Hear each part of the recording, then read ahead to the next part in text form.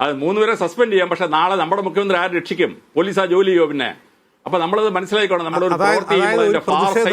ആക്രമണത്തെയും വിവേചിച്ചറിയാനുള്ള സാമാന്യ ബുദ്ധിയില്ലാത്ത ഒരു പോലീസിനെയാണ് അങ്ങ് സ്കോട്ട്ലൻഡ് യാർഡിനോട് ഉപയോഗിക്കുന്നത്. അല്ല, സ്പ്ലിറ്റ് സെക്കൻഡിലാണോ തീരുമാനം എടുക്കേണ്ടത്? എങ്ങനെ അറിയാൻ പറ്റും പോലീസിന്? പോലീസിന് ആറാം കണ്ണുണ്ടോ ഇത് കണ്ടുപിടിക്കാൻ? ശരി, ഒരു പോലീസിന്റെ മോട്ടോർ Z കാറ്റഗറിയിൽ ആളിന്റെ മോട്ടോർ കൈനെ ബ്ലോക്ക് ചെയ്തിട്ട് കരുതി കൂടി കാണിച്ച് ആക്രമിക്കാൻ വരികയാണ്. അപ്പൊ അവർക്ക് ആയുധം ഉണ്ടോ എന്ന് അറിഞ്ഞൂടാ, അവരുടെ കയ്യിൽ ബോംബ് ഉണ്ടോ എന്ന് അറിഞ്ഞൂടാ. അപ്പൊ സ്പ്ലിറ്റ് സെക്കൻഡ് കൊണ്ട് പോലീസ് തീരുമാനം എടുക്കണം. പോലീസ് അവരെ ഓടിച്ചു.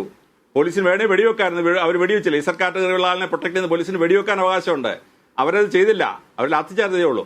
അപ്പൊ ഇപ്പൊ ഈ 3 പേർക്ക് നടപടി എടുത്താൽ നാളെ VDSന് പ്രൊട്ടക്ഷൻ വന്ന പോലീസുകാരൻ പിന്നെ ആക്ഷൻ എടുക്കത്തില്ല, അവ മാറിക്കൊടുക്കും. മുഖ്യമന്ത്രിയെ ആക്രമിക്കാനെത്തി പോലീസിനാൽ നേരിടപ്പെട്ട, പോലീസ് തലതല്ലി പൊട്ടിച്ച ആൾ ഇപ്പോൾ MLA ആണ്. ജനങ്ങൾ അയാളെ തെരഞ്ഞെടുത്തു.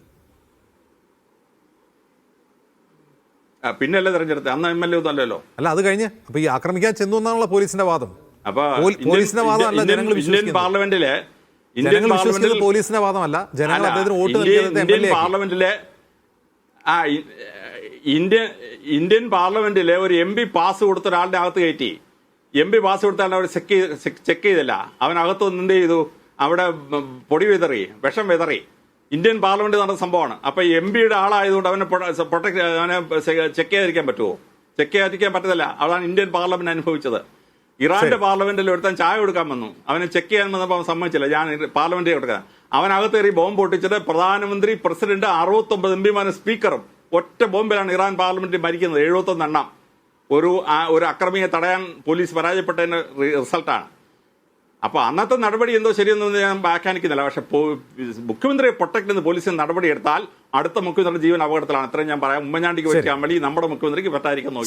ശരി. ശ്രീ നിസാർ മേത്തർ, ഈ ആഭ്യന്തരമന്ത്രി ഇന്നത്തെ വാർത്താ സമ്മേളനം നിസാർ കണ്ടിട്ടുണ്ടാവും.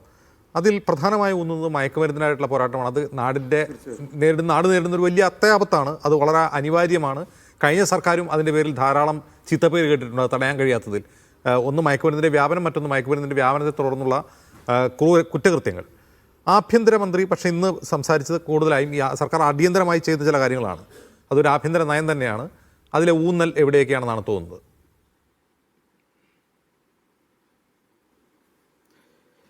ഞാൻ ആ വിഷയത്തിലേക്ക് വരുന്നു. ചോദ്യത്തിന് മറുപടി പറയുന്നതിന് മുന്നേ നമ്മുടെ മുൻ DGP അലക്സാണ്ടർ ജേക്കബ് സാർ പറഞ്ഞ കാര്യങ്ങൾ കേട്ടപ്പോൾ വളരെ കൗതുകത്തോടെയാണ് കേട്ടിരുന്നത്. ഈ AD തോമസിൻ്റെ നേതൃത്വത്തിൽ ഇപ്പോൾ AD തോമസ് MLA ആണ്. അദ്ദേഹം ഒരു പരാതി കൊടുത്തു. MLA ആയതിനു ശേഷം പുതിയ മുഖ്യമന്ത്രിക്ക്, ആഭ്യന്തരമന്ത്രിക്ക് ഒരു പരാതി കൊടുത്തു.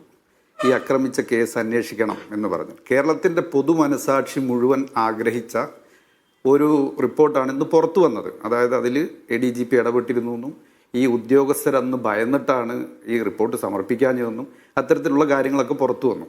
അന്ന് ഇവരെ യൂത്ത് കോൺഗ്രസ്സുകാരെ മർദ്ദിക്കുന്ന ആ കാഴ്ച എനിക്ക് ADGP സാർ ഇതിങ്ങനെ വിശദീകരിച്ച് പറയുന്നു. ഇറാനിലേക്കൊക്കെ പോകുന്നു, പാർലമെൻറ്റിലേക്കൊക്കെ പോകുന്നു. ഈ ജനാധിപത്യത്തിന് കീഴിൽ നടന്നൊരു സമരമാണ് സാർ.